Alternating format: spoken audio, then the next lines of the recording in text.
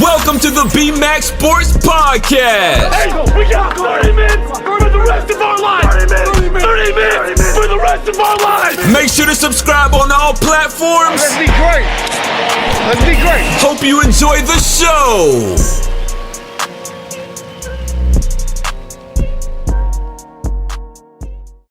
Welcome back to the podcast, ladies and gentlemen. This is our first video version.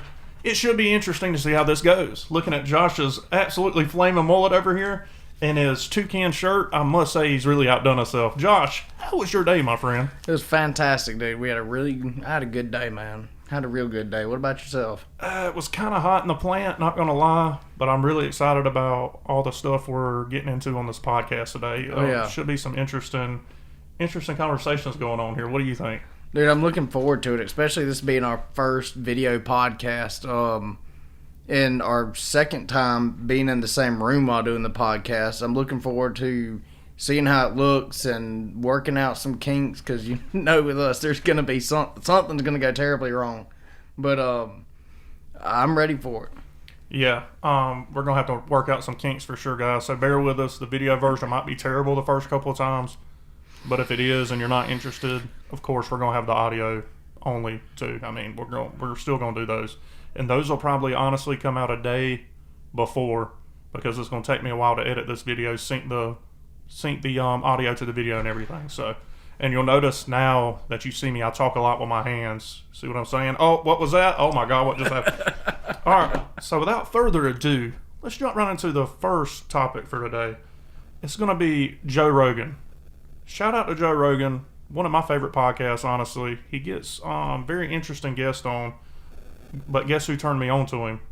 This guy sitting right here, this lovely guy right here, turned me on to him. I just want to let y'all know that Tate started his and Zach's podcast before I turned him on to this. I'd be listening to Rogan or any other podcast. Tate would bust up into my office and be like, no, don't listen to this garbage. And then now look at the man, praising his name. Joe Rogan does an excellent job, and a lot of my equipment that we've got here was inspired by Joe Rogan. We have he actually has just recently, I don't know how recently, but gone to Boom Arms, and we may eventually go to that. It may be easier, we'll see. But right now we got these stands that are pretty sturdy. I like them. We have the exact same mics as him, the same recording equipment, all that stuff. So the same cloud lifters. But anyway, this is my little handy-dandy notebook right here, guys. These are my notes that I'm going to go by. But Joe Rogan is under the fire here a little bit, and I'm not real sure what the fire has to do with him. Did you read the article? I mean, pretty much all it's saying is he was in a video from a long time ago. I'm not sure the exact date, but he was in a video with, what's his name? Joey Coco Diaz. Yeah, and basically Joey is a comedian. So was Joe Rogan, if you didn't know that. And Joey Diaz had a very interesting story about swapping some oral sex for some playtime at the comedy club. Is that what it was? Well, all right. Let's kind of dig into who Joey Diaz is. Joey Diaz, before he became a comedian, actor, just celebrity personality in the beginning, was a truly hardened criminal. I mean, this man had picked up some drug charges, kidnapping charges. I mean, not a good dude. And it was interesting to see how he has definitely turned his life around and does not. I mean, he has a young child that he has with his now wife. Does comedy everywhere, all over the United States. I'm actually a fan of Joey Diaz. I'm a fan of Joe Rogan's. Oh yeah, and all of those guys are in this little circle, and I really found out about this after I found out about one of my other favorite comedians who is not, because we found out this young man is a pedophile.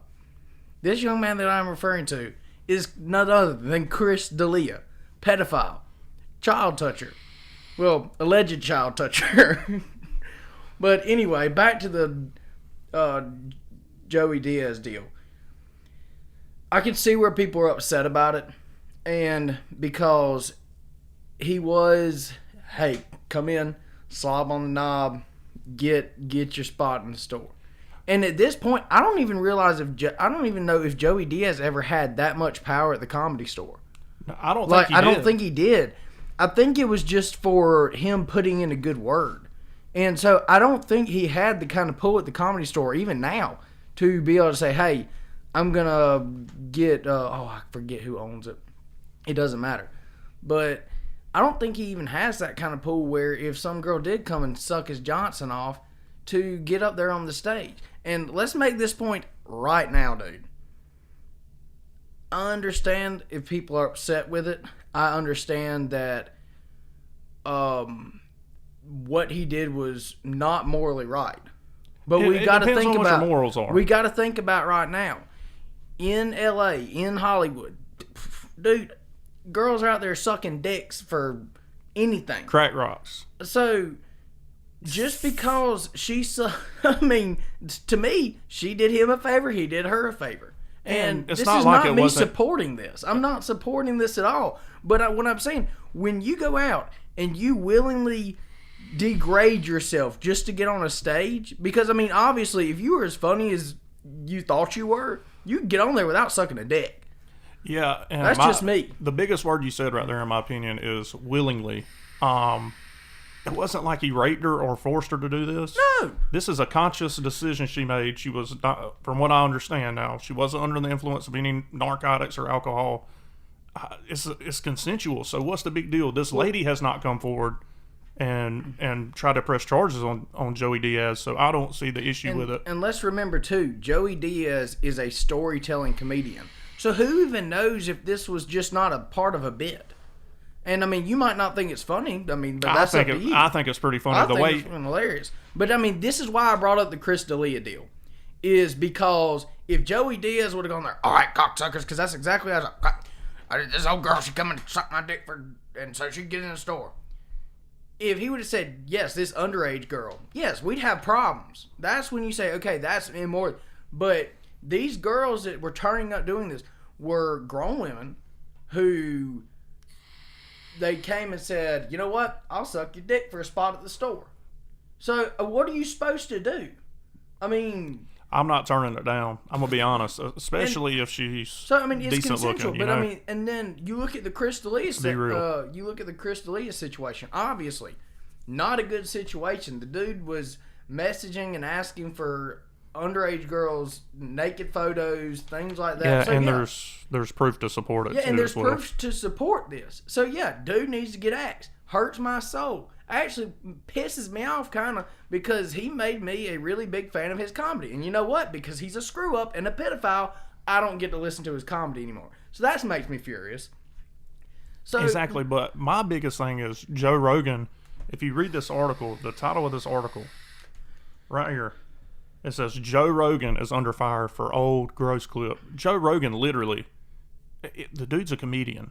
I'm speaking on Joey Diaz right here. They're on like a little Zoom call, it looks like. He's laughing. That's how Joe Rogan's, that was one of his actual first podcasts. That was one of his, because, I mean, they've been friends for a long time. And that's how Rogan's podcast used to be before he had all the money. You got on the Zoom call and... You were in there with him on the Zoom call, or sometimes they would do it in his house, but it used to not be as elaborate. So, I mean, this was actually early day Joe Rogan podcast. Right. So, if we're talking about the early days of the podcast, we're talking about what, 2010? Yeah. That's what I'm saying. And it hasn't been this clip's been out forever. So, once again, we've talked about it many times on this podcast. You start looking at these cancel culture guys that search so far back in time. What the fuck are you doing with your life to be searching back for a clip like this? And Joe Rogan literally doesn't comment in this clip I've seen. Doesn't comment. He merely laughs, as Joey Diaz is a comedian and is trying to make them laugh. And it's kind of funny. I'm sorry. If I get canceled for this, it's kind of funny. Did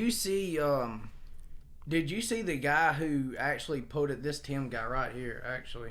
Let me if you scroll click down on the link, if it can put you, I don't know if your Twitter's hooked up. My Twitter's hooked up. But if you click on his link, you can hook up. And last time I checked, he only had like a couple hundred followers. He's got 3,071 now. Yeah, and I mean, this dude is obviously some kind of bot. Just out looking for hits. Bro, he is a shift manager at PF Chang's. So that's what his profile says anyway. Which is very interesting that he has time to search back 10 years ago into Joe Rogan's podcast and pulled this clip. Like, why is he looking for stuff like that? That makes me think there's something wrong with this guy. You're a manager. You're probably making decent money there at P.F. Chang's. Not going to lie. I mean, I love P.F. Chang's. I've only had it one time when I was in Texas, but it's pretty good. It's a pretty dope restaurant. Shout out to P.F. Chang's. But this guy, what is he doing with his life? Nothing. I mean, that's what internet trolls live for. That's what internet trolls live for. Okay, he goes to his job at P.F. Chang's, bullies around a couple daggone waiter boys, and then comes home and is like, oh, whose life am I going to ruin today by looking at something that happened 10 years ago? And, I mean, even if woke culture says that this is wrong, and you know what? It might not have been morally right. We'll go ahead and. But you gotta look at the time frame as well. Exactly. People's morals change with time. At the time, if you look back years ago, comedians, and I was listening to Joe Rogan's podcast today actually at work. Sorry, boss, but I was when I was using the bathroom. Sorry. Listening to Joe Rogan's podcast, and they were talking about how comedians in the early 2000s would paint themselves black and act like a black person, and people thought it was funny. Dude, Jimmy Kimmel did. But if you look at the context and the time frame, that may have been morally acceptable then, and it may be. You look back at it now and you're like, oh fuck, that's bad. That looks real bad. But if you look at the time frame at which it occurred, it may not have been. It was acceptable back then. Same thing with this here. I mean, he's not even talking about rape. He's talking about exchanging services with a woman, in my opinion. And if she's willing to do that, to take that step, then there's absolutely nothing wrong with that. I don't see what the big deal is. And Joe Rogan did absolutely nothing wrong. All he did was laugh. Here's my question to the people who are pissed off about this. What is the reason to make moral change is even if you change what you did in the past still is casted over you? That is a great point. That's a great point. What's their, I mean, if they're going to hold, I mean, Joey Diaz was a career criminal 40 years ago. Joey Diaz 40 years ago thought it was okay to kidnap people. Like, this man, he's made big change. He's made a big step. And that's what I'm saying. He's made big changes. And so what is the point of changing if when you do make the change, 10 years down the road, somebody's going to find a video clip of you, or somebody's going to find some tweet that you put out that, you know what, might have been a little bit risque, might have not been the best, in best taste. But if 10 years down the road, you know what you say? Because, I mean, I'm a completely different person now than I was 10 years ago. I was 14 years old. 15 years old, I was a moron. I was a senior in high school. I was doing some very questionable things in my life when I was a senior in high school. Yeah. So I'm glad back then social media wasn't as popular as it is right now. I mean, you had like Facebook, and Twitter was out then, but I never really posted on that shit. And luckily for me, I go back and search my shit now because I'm not trying to get canceled, guys. I'm just going to be honest. But from now on, I'm going to say I'm not scared of it. I say my opinion. If you don't like it, then I really don't give a shit. Yeah, that's just how I roll. I've done the same thing. As far as I could scroll back, because Twitter came about maybe my sophomore, junior year. When it became popular, I don't know. It wasn't popular, and I was still on it. I don't know when it actually came about. But dude, I went back on my social media and was like, dude, let me make sure there's nothing that I could see that could even remotely be something that could come back and bite me in the ass. And wouldn't that be, I mean, taking that step would be something that I would think, hey, that's a sign of maturity. That's a sign of growing, that you wouldn't want something that, I wouldn't want to say offend somebody, because I don't care if I offend somebody. I mean, it's just something that doesn't bother me. If you're offended, take a hike. But it's something where I say, okay, if I posted this 10 years ago, number one, does it align with my morals now? Or was it right or wrong then or now?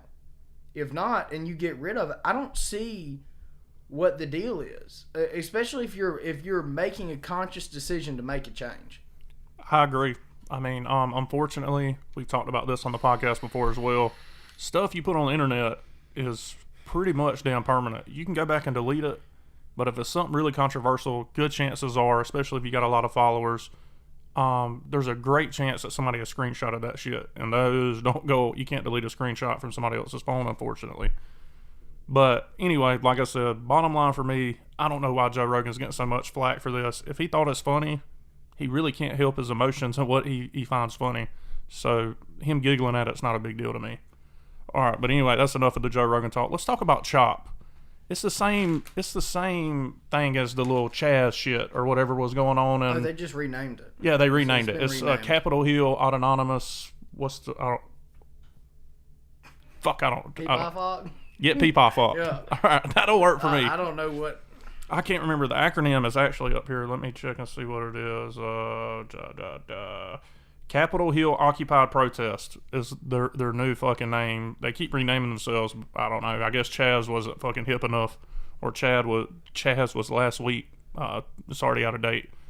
So, like I said, and Josh said it too, and I think it was the last podcast we talked about this. I have no problem with them taking over whatever the fuck they want. They can have their little six block radius, but when it starts affecting other people, that's where I draw the fucking line.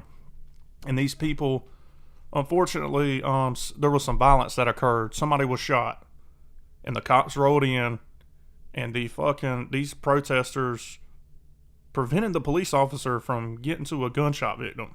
Like said, hey, you gotta fucking leave. You're not. Anyway, there's a video on it somewhere on here, I believe. Yeah, so they got in there. They have no idea what's going on. Basically, they tried to get in there, and the violent crowd prevented the police officer from getting to a shooting victim. And that's where I draw the line, guys. This person, for all we know, is an innocent bystander to what's going on, was shot. He did end up dying. Who knows if he was able to get there right away and administer first aid until the paramedics arrived. This guy may still be alive today, and this is where I draw the fucking line. And 19 years old, too.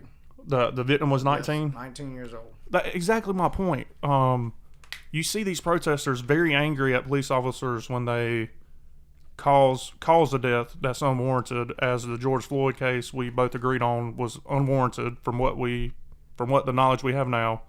But these fuckers just did the same thing. I'm not going to say that them letting the police officer there would have saved his life, but it very well could have. And you know what I mean? Like, they're contradicting themselves. Like, they say these... Well, it's at least accessory to murder. Just like those three cops that were with the man who did murder George Floyd. They sat by and let it happen. So if you're sitting by and you're letting... Because of your... Which right now, I'm going to say because it is prejudice against the police. Because of your prejudice against police officers, you let a 19-year-old man die. A lot of these people are contradicting themselves on multiple levels, in my opinion.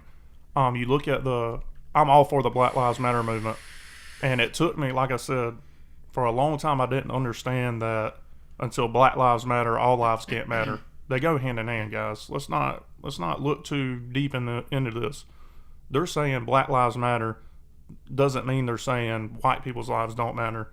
They're just saying they're putting emphasis on the stuff that's being brought to the forefront to our attention, that innocent black people are being killed by police officers, and that's what the media is feeding. And so they're not saying that all lives don't matter, guys. I'm gonna be honest, it took me a while to understand it, but I get it now. I really do. But these Black Lives Matter people want you to look at people and base them on a person-to-person basis. They want you to believe, and it's a 100% fact, you should believe this, not all black people are criminals. Despite what some people may tell you, some people are brought up to think that, and it's idiotic. In the same tone, not all cops are bad cops. This guy was trying to do his job, and you could see, I've seen a video, I can't remember if it was on this website or not, but I seen the video, and you could see the sadness just filling the cop's eyes, because he wants to go out there and help his community. That's what he took an oath under, to serve and protect his community.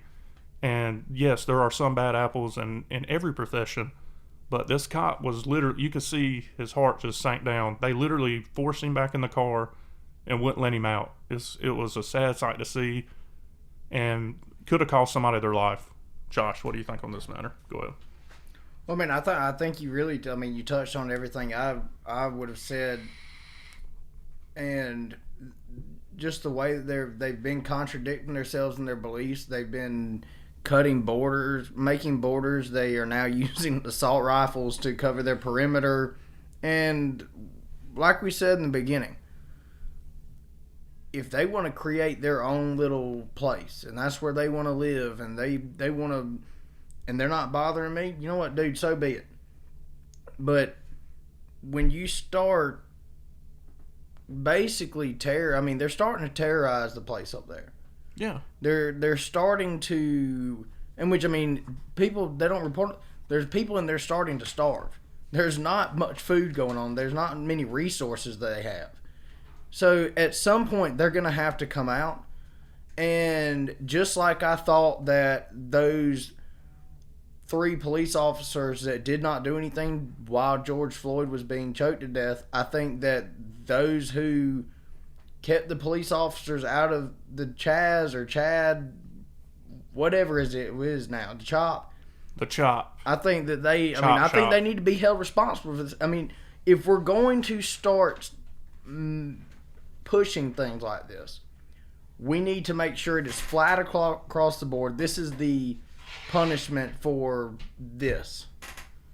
So if you want those 3 police officers who were watching and just sitting around punished, let's start punishing these guys. Because, I mean, they did the same thing. There's not an argument here. Yeah, I would agree. You hit the nail on the head with that. It's unfortunate that we have another life loss that didn't have to be lost. Just in general with the violence. Violence is a weird thing. Sometimes we condone it, and sometimes it's not necessary. So there's a thin margin of what violence is acceptable. But it's unfortunate that these people wouldn't let the cop go in there and do what he. You can tell he's very passionate about police work. Some cops, they'll be like, "Hey, get lost, buddy," and they'll be like, "Okay, fuck you, I don't need you."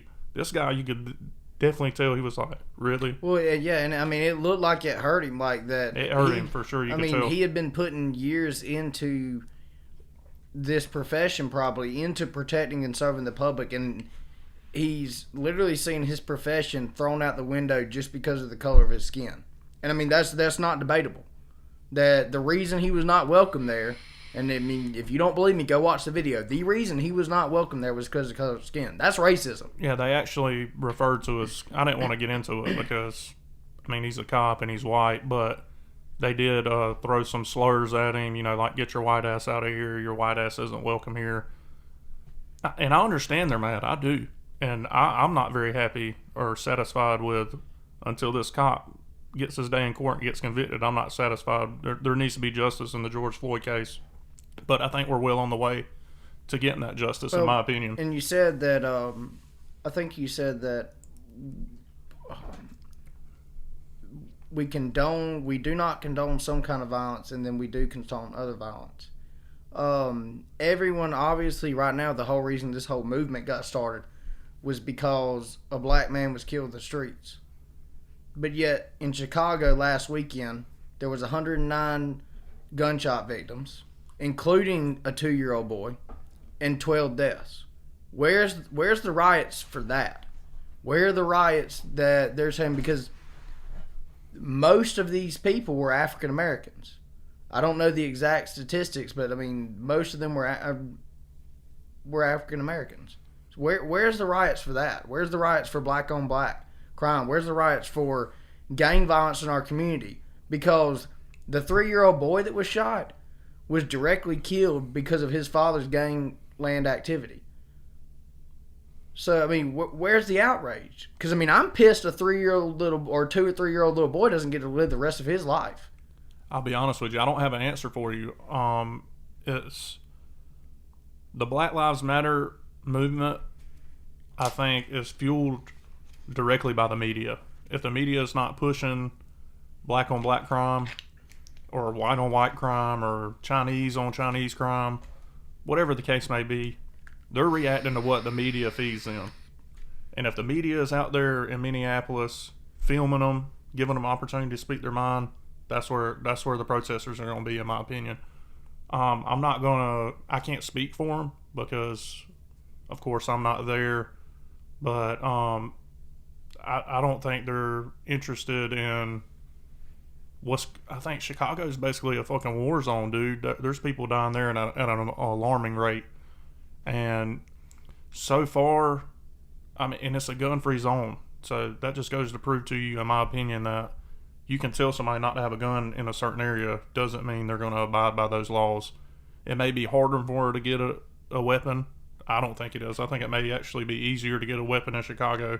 I've watched several documentaries about the gang because it fascinates me how people live by the gun, die by the gun. They really live the stuff you hear in rap music. They really live that life, and it amazes me how they wake up and their only goal for that day is to survive. It's crazy that people live like this, and it's really sad. That's all some people know. They grow up in it. They know nothing else. But I think it's something that definitely needs to be addressed. But like I said, the media is feeding them what their goal is to stop police officers from killing innocent African American people. And I don't say innocent as in these people have never committed a crime before. I say innocent as in he should still be here. You know what I mean? I'm not saying he didn't commit a crime that day. But and my next question to you is, does the Chicago situation, does that just prove, because I mean it kind of does to me, that the media does not care whatsoever about black lives? They don't, I mean, in my opinion, they don't care. Because if you really did, just this weekend is probably gonna be about a quarter of how many people get killed by police officers this year. Just this weekend in Chicago. At least a good quarter. So to answer your question, do I think the media cares about black lives? The answer is no. I don't think they care, but not just black lives. I don't think they give a shit about anybody. As long as they bring in money. I don't care. I don't even think they care about the state of the United States. If we're going $1 trillion in debt or if we're having a booming economy, it doesn't affect them. They're worried about their money, their clicks, pushing their agenda, and people feed right into it. And it's unfortunate, but that's how today's society is. The media runs every fucking thing. I mean, it really, like, you look at the election in 2016, the media drove home, Donald Trump doesn't have a chance. Donald Trump doesn't have a chance. And if people fed into that, they're like, why fucking go vote then? I mean, Donald Trump doesn't have a chance. Luckily, their agenda didn't work this time and it backfired on them. All the people that were pro-Trump went and voted and voiced their opinion, let their voice be heard. And that just goes to prove to you that the media, in my opinion, is crooked. Because if they really thought Donald Trump didn't have a chance, or if it was really true Donald Trump didn't have a chance, he wouldn't be our president now. And that has nothing to do with my political ties. That was just the first example I thought of. Let's move on because we are about 30 minutes in, which is perfect. We're timing this up good. Do you know who Sean King is? I don't think I do. All right, so I sent you that website link. I think it's on the LA Times. Let me see.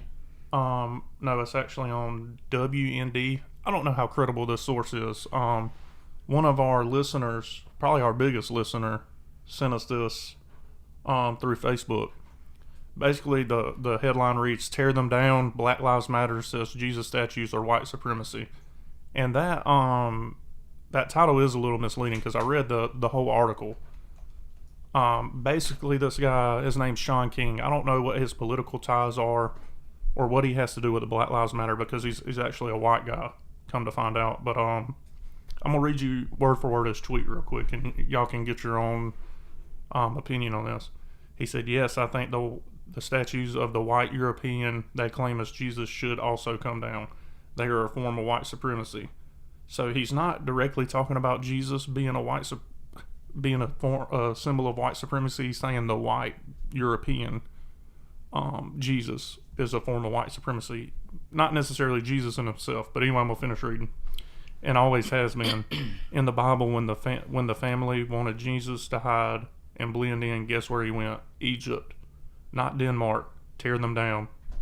Then he has a tweet up under it that says, "Yes, All murals and stained glass windows of white Jesus and his European mother and their white friends should also come down. They are a gross form of white supremacy, created as tools of oppression, racist propaganda. They should all come down.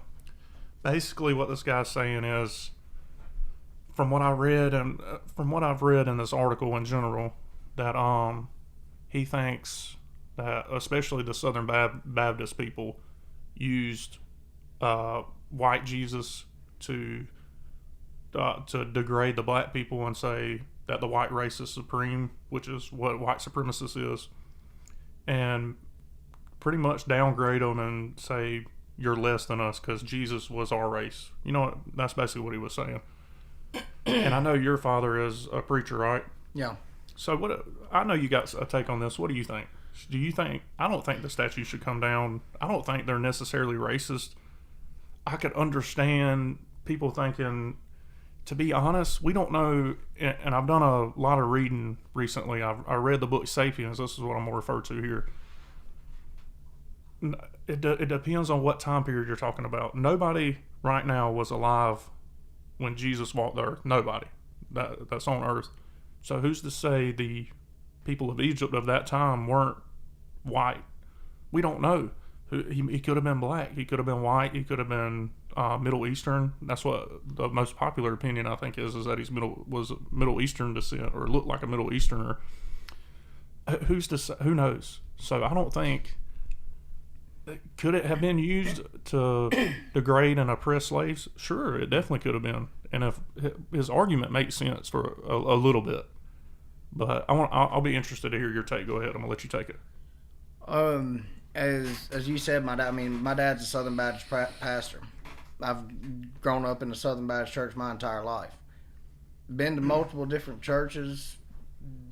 I know multiple different pastors. I know a bunch of good pastors.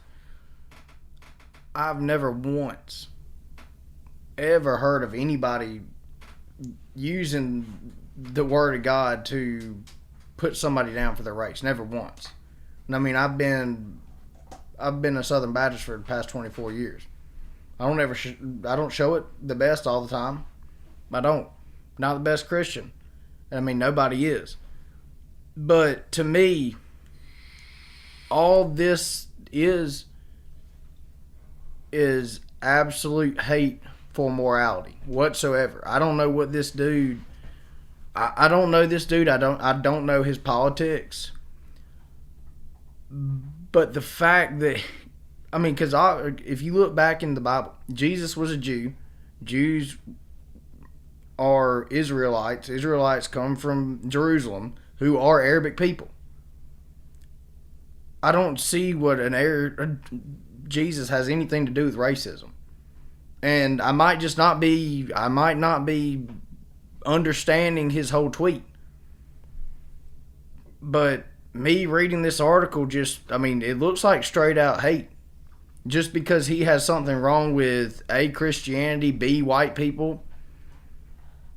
I mean, I don't understand it. I don't know his agenda. If I could do some more research into what his political agenda is, I might have a better answer for you. But this is to me, people like this, people who come out and attack a religion and attack a specific race, this is racism.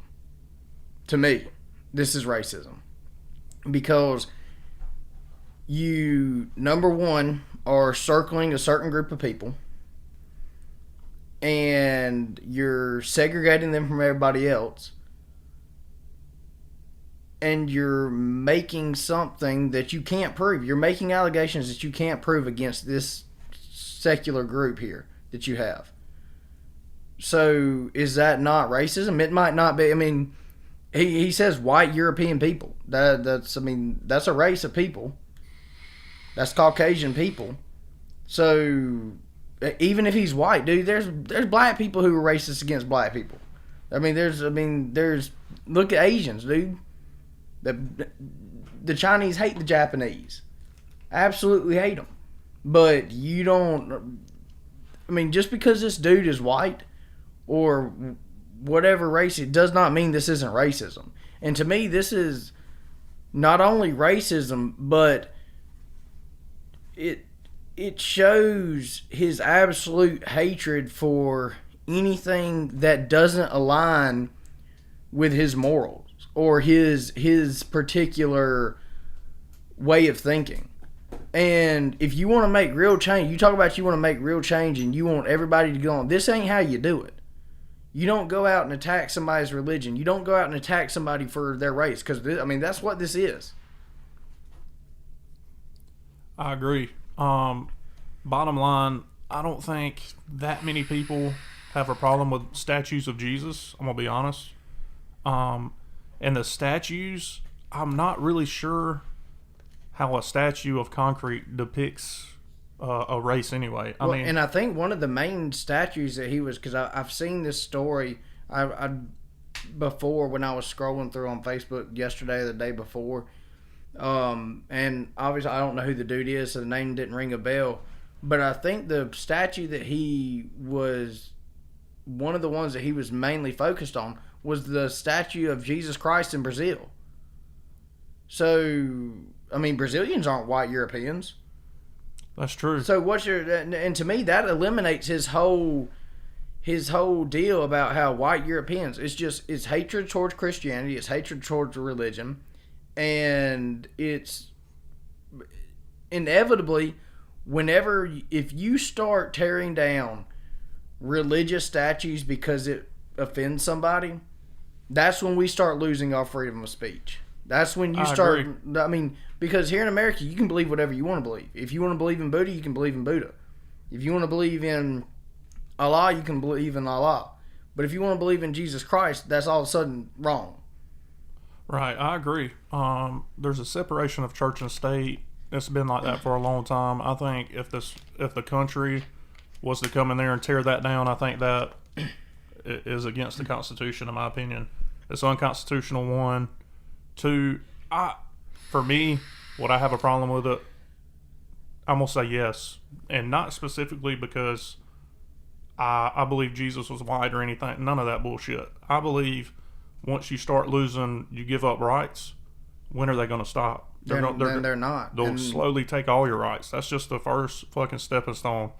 Same thing with gun control.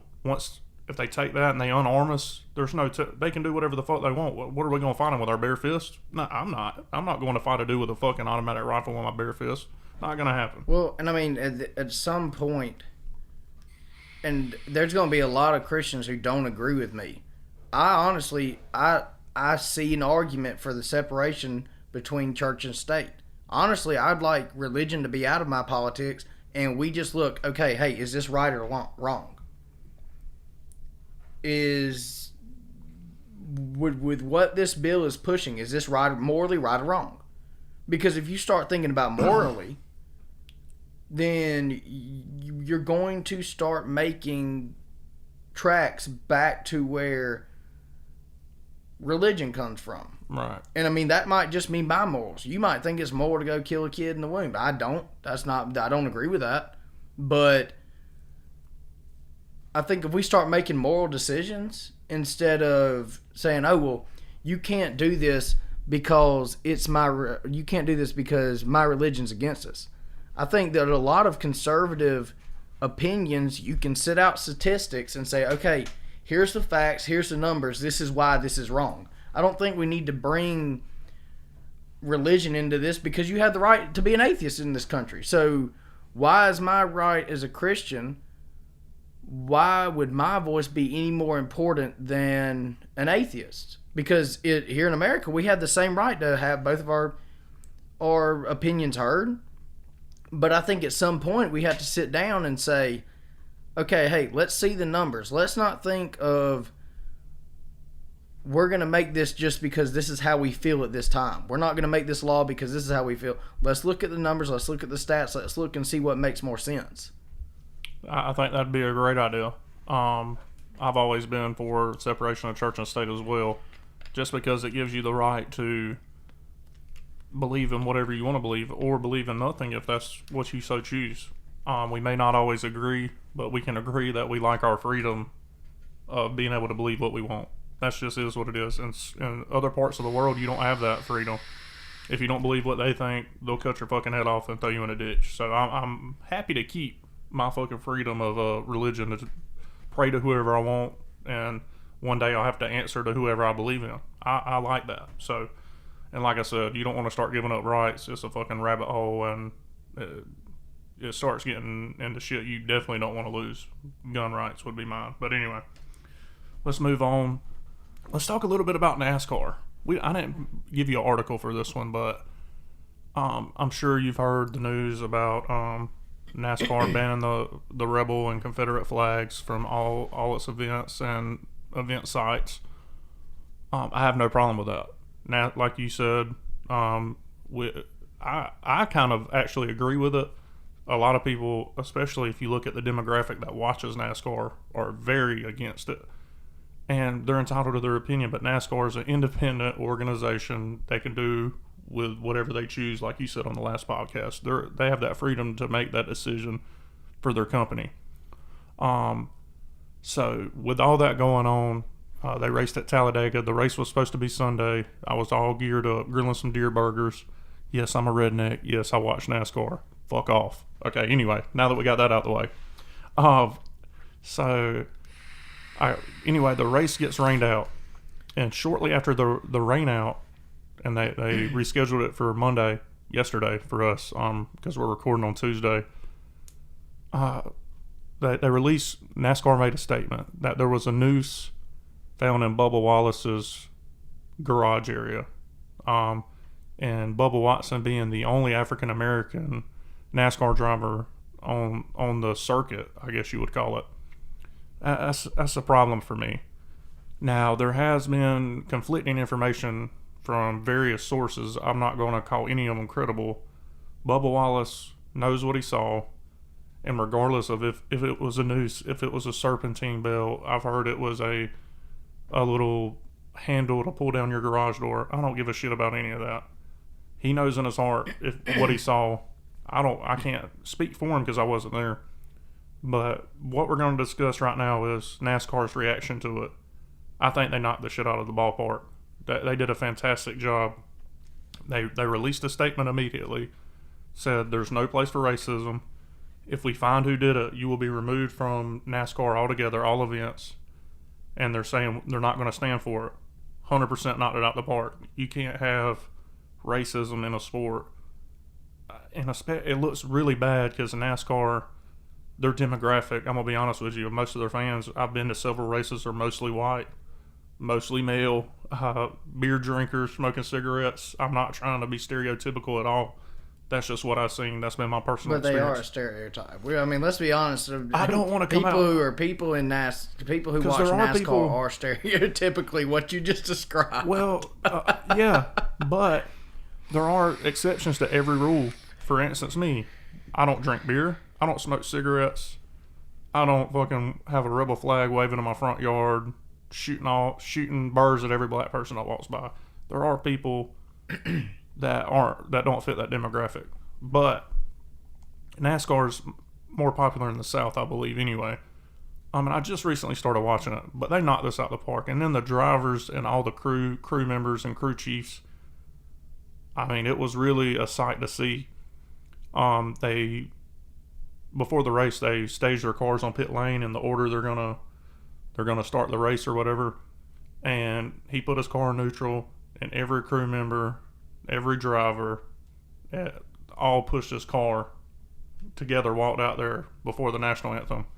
Fantastic display. It was really touching to see.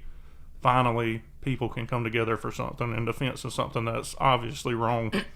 Now, whether he actually seen a noose, I don't care. I don't care about it. What I've seen on NASCAR really is what I hope America does eventually. It's going to be hard to do with all the people with different opinions, but there's one thing we can all agree on: racism is wrong. There's some people that are racist, but even they know they're not stupid. They know that shit's wrong. To hate somebody for their skin color, it's ridiculous. But what they did, they came together, and then after the race, I thought it was really cool. Bubba Wallace actually ran really good. He's been running pretty damn good recently, just in general. So I'm excited that he's a young driver, and fairly new to the NASCAR scene. Anyway, that has nothing to do with what we're talking about. But after the race, he went up to the stands, and there were a bunch of African American fans there. And that, let me tell you, every race I've been to, that's rare. You see them, but there was a big group that were first time being in a NASCAR event from Atlanta, and he went up there, thanked them for coming, of course, and they looked like they really enjoyed it. So NASCAR, I believe, honestly believe 100% is changing right before our eyes, and it's for the better, not for the worse. What do you think about the Bubba Wallace situation? I'm excited to see how NASCAR handled it. Just, I mean, like you said, and I back up everything you said. At this point, the one thing that I don't agree with is that when you said you don't care what he saw, or you don't care what it was, he saw what he saw, or some. At this point in our history, with how divided we are, we actually saw this a couple of years ago, and let me get this. I do not believe that Bubba Wallace was behind any of this. That this was a stunt. That this was any of his crew members or anything that happened like this. But when you look at stuff like what Jesse Smollett pulled off, and you look at the Charleston churches that were being vandalized and there were racial slurs, I think we need to be careful that what I don't understand is, all right, you have multi-million dollars worth of tools, worth of equipment in these garages. So to me, I'm thinking there's going to be some kind of security. I mean, there are cameras according to NASCAR. I don't know if they were working at the time or what. So it would be interesting to me to find out if this was something that was just done by a third party. Like I said, I don't think he's involved in it. I don't think his crew's involved in it. This is just me thinking outside of the box, just starting conversation. Is that it would be interesting to see if this was a third party that comes out and all they're doing is trying to incite some kind of anger out of people. And right. Because the way that you saw all those guys who do race with him, and you saw them rally around him, and they all acted like they were a big family. And I mean, obviously people are going to say, well, they just did it just to cover up. Well, I don't see that out of NASCAR today. I really just don't. I don't see it happening. So my question is, do you think if we get down to the bottom of it, do you think it's a possibility that there was something that people are just trying to incite hate and trying to incite riots and trying to incite anger and trying to further divide us? I think it's highly possible. When I said I don't care what he's seen, or I really don't care who did it, what I meant by that is the thing that I was more focused on, of what we should be more focused on, is not who did it, but the reaction that we got from the drivers and the... Oh, yeah, I totally agree with that. Yeah, I know, and you weren't disagreeing with me by any... I understand that. But do I think it's possible? Absolutely, I think it's possible to be able to get into one of these pit stalls. NASCAR, even in their statement they release, the only people that had access to them, especially during these COVID-19 times, drivers, pit crew, your mechanic crew, it's a very limited number. And for somebody to have such a good job and a good amount of income, even these pit crews make really good money, would you be willing to risk all that to hang a noose to the dude's not even 100% black, he's like half black or something, to try to bully him? I just don't see it. So I think it's highly likely that it was a third party, maybe even somebody with NASCAR trying to pull a political stunt to make them look better. I hate to think that about a sport or an organization, but it's highly possible. But I was more focused on the reaction that they got, and it really was beautiful, dude, to watch it. I was sitting there, I was like, what the heck? I said, is his car broke down? And then when they came over and said what they were doing, I was like, oh shit, that's awesome. And he got really emotional too. And what those guys did, and I don't know if it was something where all the drivers got together and said, hey, this is what we're going to do, or I don't think NASCAR would come out and say, hey guys, y'all have to do this before thing. I think it was definitely a group of these drivers got together, got all these racers to come out and say, hey, look, we do realize that we're not a very diverse group of people, but we want to show you that doesn't matter to us. What matters to us that is you're one of us, you're a driver, and what matters to us, what's more important to me is that Bubba's an American. No matter, absolutely, 100%. Yep. Whatever, no matter what his race is, no matter, and I think we would all be better. I'm sick of seeing these headlines that say white cop kills black man, or black man kills white girl, or white girl kills black man. How about we start seeing headlines that say woman kills man? And let's see headlines that say man kills man in gang shootout. Or, because at some point we got to realize we are not where we come from. We're American right now. In this time, we're all Americans, and we need to rally together like we're all Americans. And the American, or not even American, just the human race in general, is a race of evolution. And I'm not saying that, by no means am I saying evolution, the theory. I'm saying evolution, we evolve over time. We start, our minds grow and think differently. We're in a totally different time here, especially here in the South, than we were during the Civil War times. A black man couldn't go to school with us. We're ever evolving, and our culture changes with the times.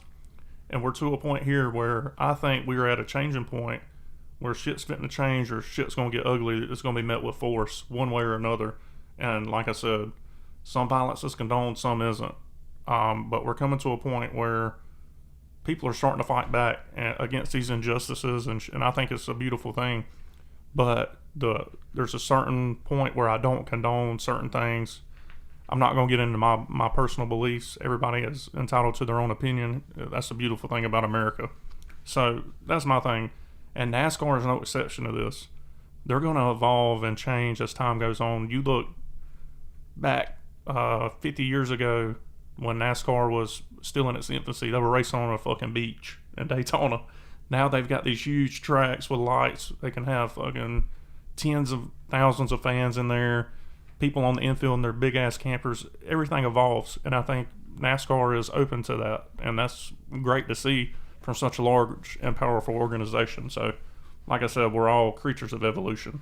So yeah, I mean, and that's the beautiful thing about human beings is that since the beginning of our existence, dude, there were some, just groups of people that you look at, like the Spanish conquistadors, or like the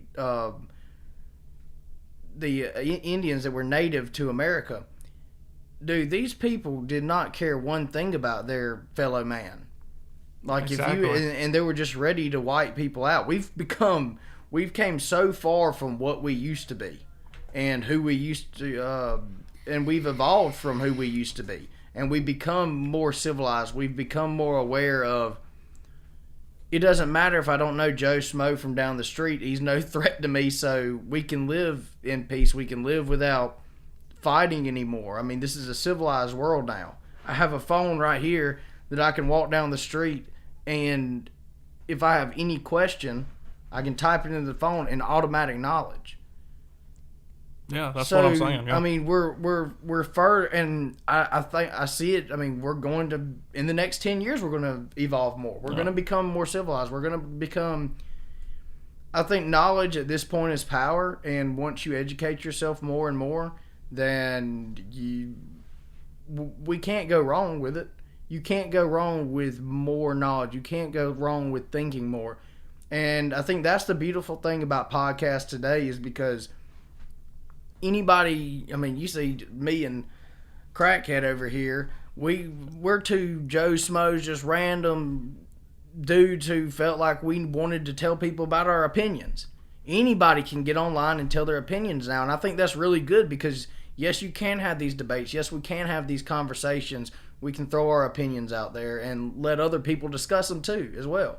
Absolutely. I've gained a lot of knowledge doing this podcast and stuff, doing research, reading more books. It's pretty cool, honestly. But we are coming up on an hour, so let's try to squeeze in these last two things real quick. Ron Jeremy, everybody's favorite porn star, buddy, the MILF hunter himself, arrested on, 4 counts of sexual assault? Yeah. Some of the counts dating back as far as 2014, I think. It's really unfortunate because I really like Ron Jeremy, and obviously if they've got charges against him, they have enough evidence most of the time that he has probably committed at least one of these sexual assaults. I for one am not a fan of people who commit sexual assault. Obviously, I don't condone that.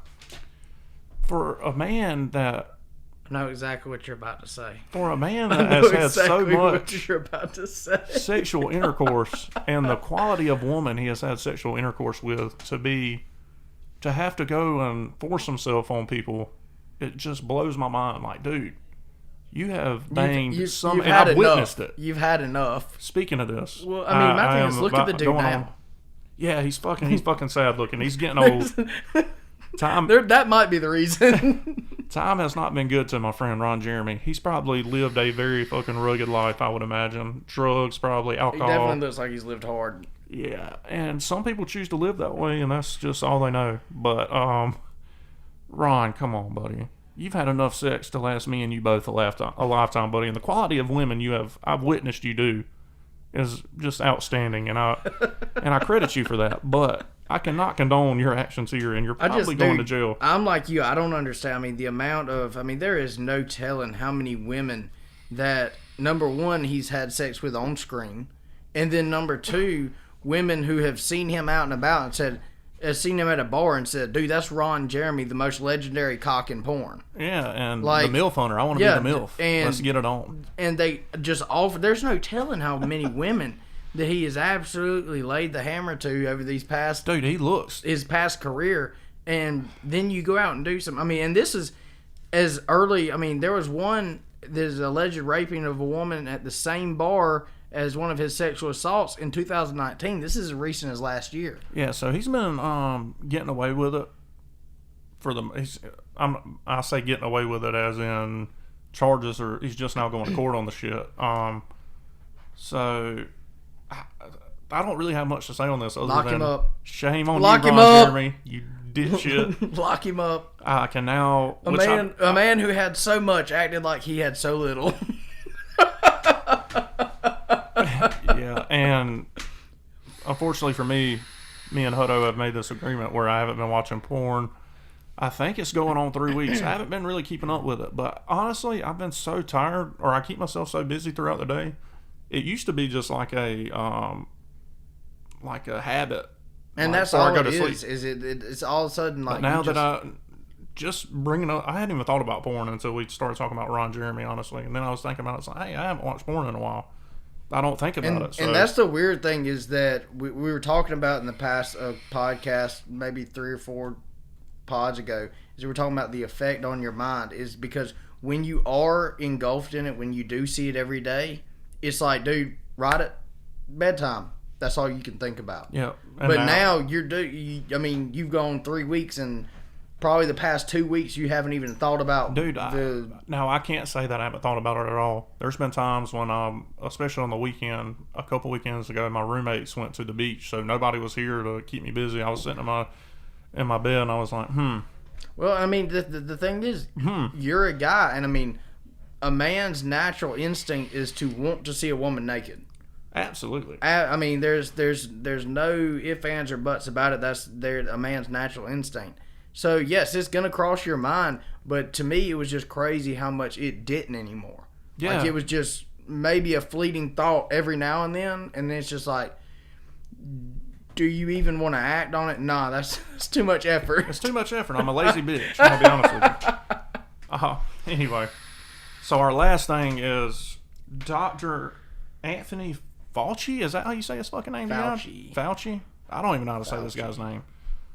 Basically, they went before Congress today and pled their case about continuing testing and shit with the COVID. And like you said, like a lot of people have said, we don't know what to believe anymore. Can't believe who. Can't believe CDC. Is there really a surge in cases, or are people full of shit?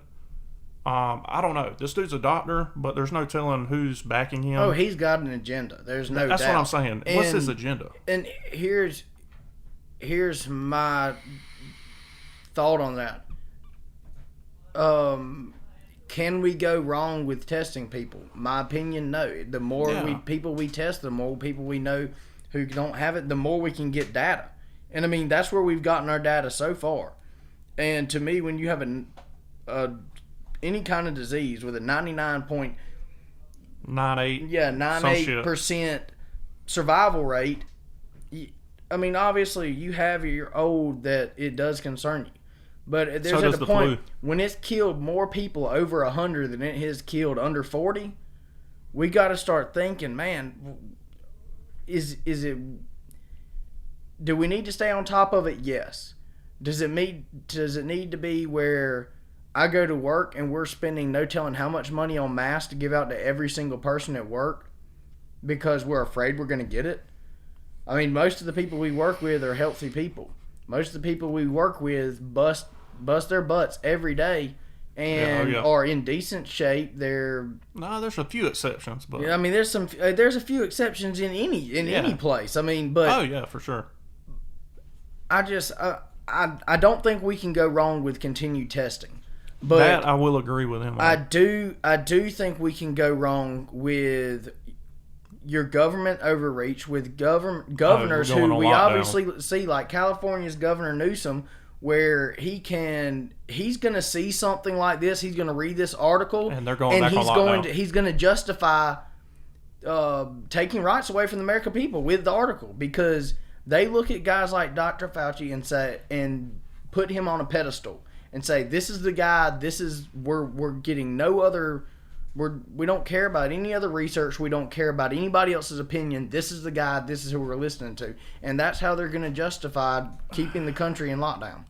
Well, yeah, I understand that for sure. I'm really tired of this COVID shit, But the one good thing he did say today in Congress was they're on track to have a vaccine by the end of 2020. So, lo and behold, that'll be another vaccine they're trying to push on us. I do take the flu shot. I'm not going to sit there and lie to you. When I go in there, no, I do. I've never had the flu in my life. Why start now? I've had the flu twice, and it fucking sucks. And one time was when I got the flu shot. I still got it, but it was because the vaccine came out earlier than normal, and it was for the wrong strand. Regardless, I got the fucking flu, and it sucked. The only reason I get the flu shot is because I really do. I have a good relationship with my doctor. That I go to my personal doctor, and I ask him every year. He's like, "You ready for your flu shot?" And I was like, "What do you recommend? Do you recommend me getting it?" He's like, "Absolutely, I recommend you getting it." So, whatever my doctor recommends, I'm willing to try. And I haven't died from it yet. It may affect me down the road one day. I'm not sure. But I've been going on a continuous streak of refusing it. And it's worked out well because I've never had strep throat. I've never had flu in my life. Fuck, I've had strep throat 30 times. Dude, I don't get sick. I usually don't either. As my doctor would say, last time I saw him, he's like, "I haven't seen you in 6 years, but you look like a Clydesdale horse." I'm as healthy as a Clydesdale horse, and you can take that to the bank. Look at his mullet. You don't grow a fucking mullet like this. No, you don't grow a mullet like this being with unhealthy. some sickness. No, hell no. That's what I'm saying. I have to agree with you. Do you have to get your mullet cut for work? Let's get this is the last thing I want to talk about. Have they talked to you about it again? They haven't said anything about it, but I feel the dark day is coming. Yeah, I feel that's unfortunate. And that's the unfortunate thing about becoming a civilized man, is that sometimes you got to do stuff you don't want to do. Yeah, that's unfortunate because it's a beauty that you built there. I'm not gonna lie. It is. I'm fucking envious. It's a fantastic mullet, and some would say that it is the mullet. It's the mullet of the people. I'm going to be honest with you, because I'm with you people. And this mullet will support you in any way, shape, or form. All right, guys. Well, that's going to do it. We'll see how the video turns out. It may be absolute shit. I don't know. We may have to get a new camera. I'm not opposed to that. We're actually filming on a GoPro right now. But the GoPro is 4K. I'm filming on 1080p just so it doesn't take up a whole fucking memory card for 30 minutes. But hopefully it'll turn out good. But as always, make sure you subscribe on all platforms. Make sure you tell a friend. Share this shit. If you want to get on here and get in between me and Josh, you let me fucking know because we'll make it happen. We've got our first guest coming this Saturday, I believe, Josh. Sunday. Either way, I'm fucking free. As long as it's on before NASCAR, I gotta watch. Anyway, y'all attack the week. Have a great week. Stay safe out there. Peace. Holla.